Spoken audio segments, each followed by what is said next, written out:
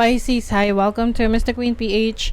Titingnan natin ang energies ng inyong kaperahan, money, career, finances for November 2024. Ayan. So, if you're interested in private reading, meron tayong promo ngayong November, 25% discount sa mga private readings pag nag-book kayo for November 2024.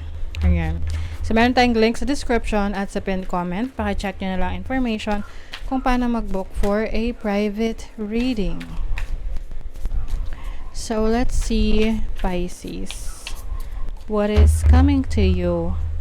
Money, career, finances ngayong November. For Pisces, money, career, finances. Owl. Uy, mukhang meron kayong mga pag-aaralan.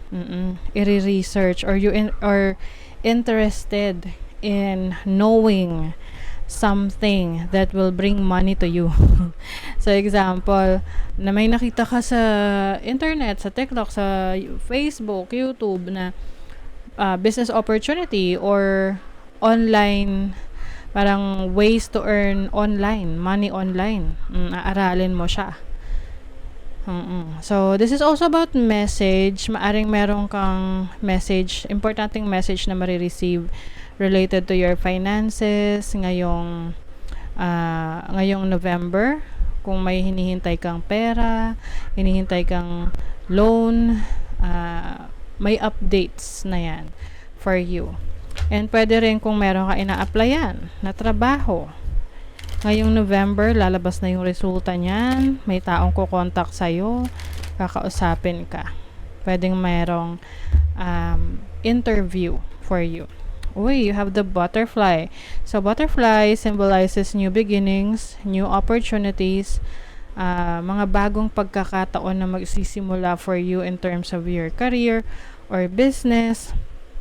This is transformation. So, it's like rebirth, bagong ikaw.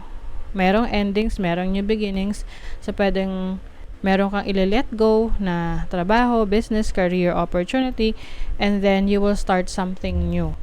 Para siyang transition. Let's say, for example, magre-resign ka sa work mo kasi magsa-start ka ng work from home na trabaho.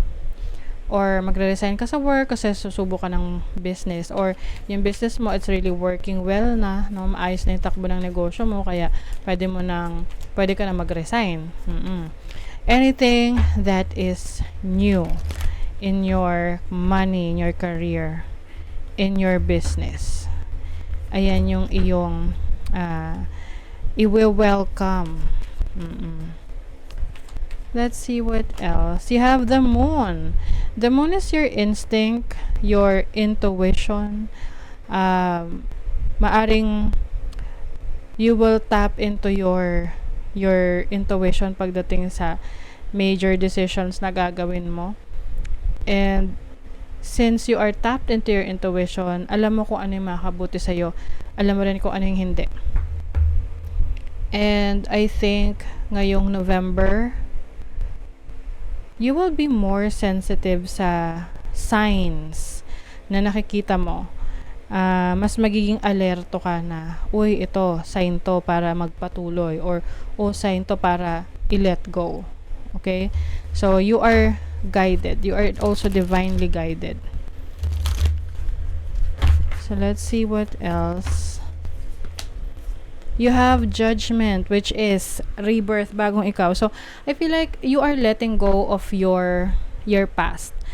Anything na alam mong hindi helpful sa'yo para sa mga bagong susubukan mo this November, ila-let go mo na. Let's say, for example, dati, yung madali kang panghinaan ng loob, pag may bagong opportunity, tinatanggihan mo kasi baka hindi mag-work for you or baka maging failure for you. So, minsan may doubts ka sa sarili mo lagi.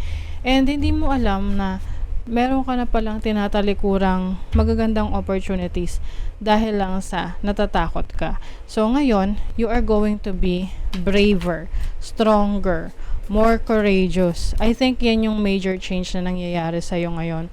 Hindi mo nahahayaan na magpadala sa yung takot, sa pag-aalala mo about your future dahil baka magkamali ka sa decision mo. And ngayon, you are someone na may malaking tiwala sa iyong sarili.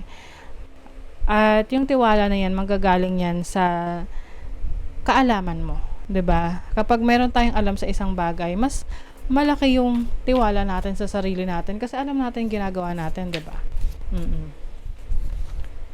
You have the Five of Pentacles. So this is maaring maka-experience ka ng financial struggle ngayong November. But of course, ito yung time na you will learn from it. Meron kang matututunan dito. And I think parang siya yung magiging reason kung bakit meron ka nang babaguhin sa buhay mo. Let's say, paulit-ulit na lang yung problema mo pagdating sa trabaho. You feel na uninspired, hindi demotivated ka. So, ngayon hahanapin mo yung root cause nun. Ano ba yung dahilan? Ba't ganon? And once you figure that out, nalaman mo yung dahilan, ikaw mismo yung gagawa ng change na yan para makaalis ka sa ganong situation. You have the Five of Wands. It may be challenging for you to make things work for you, but ayan, yung challenges kasi na yan, yun yung nagpapatatag sa atin eh. Kapag napaka-komportable ng buhay natin, hindi na tayo kikilos, 'di ba? Kasi ang komportable na eh.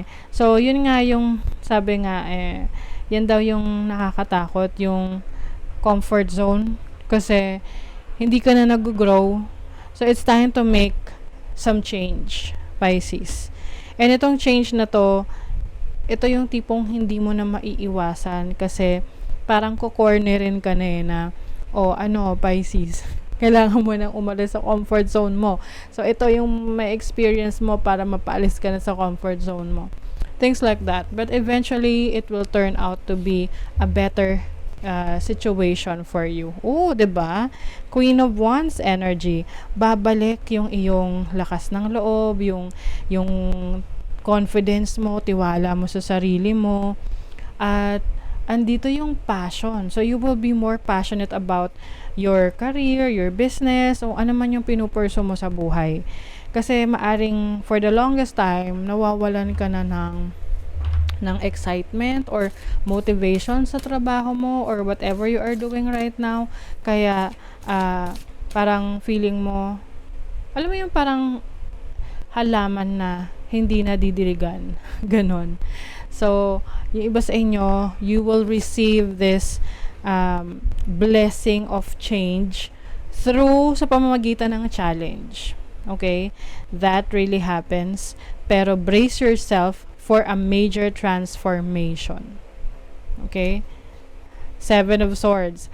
Pwede ring may mga pagkakataon na may mga tao na ayaw kang umunlad. Okay? So, nasa sayo yan kung hahayaan mo sila na manalo.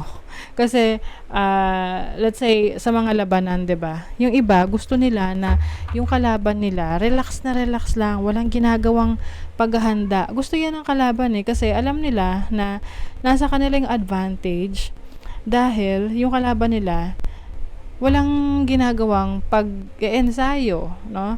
Alam nila na kapag sila yung nag-ensayo, sila yung makakakuha ng prize, 'di ba? Sila yung mananalo. So, mag-ingat ka rin sa mga taong nakapaligid sa iyo na nagsasabi sa iyo na, okay lang 'yan, Pisces. Okay lang 'yan situation mo ngayon. Pero sa totoo lang, ayaw nila na maging successful ka. So, yun yung kailangan mo paglabanan ngayong November. Okay? Ayan, may prosperity for you. There is success.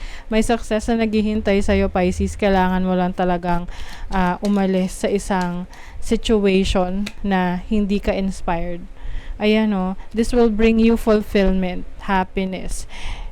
Pwedeng magiging challenging talaga to sa'yo, pero ang importante is yung resulta nung challenge na yon. It has made you become a better version of yourself. Okay? Happiness. Your thinking will either make your happiness or take your happiness, you choose. Yes. So, yung ating mindset, malaking epekto yan, impact yan sa na-experience natin. Kung lagi mong iniisip na, ay, wala na mangyayari sa buhay ko, or, wala na, hindi na ako unlad. Yun talaga yung mangyayari sa'yo. So, you really have to change your mindset into something positive kasi yan yung maa-attract mo. Okay? So, that is your reading, Pisces. Thank you so much. Bye!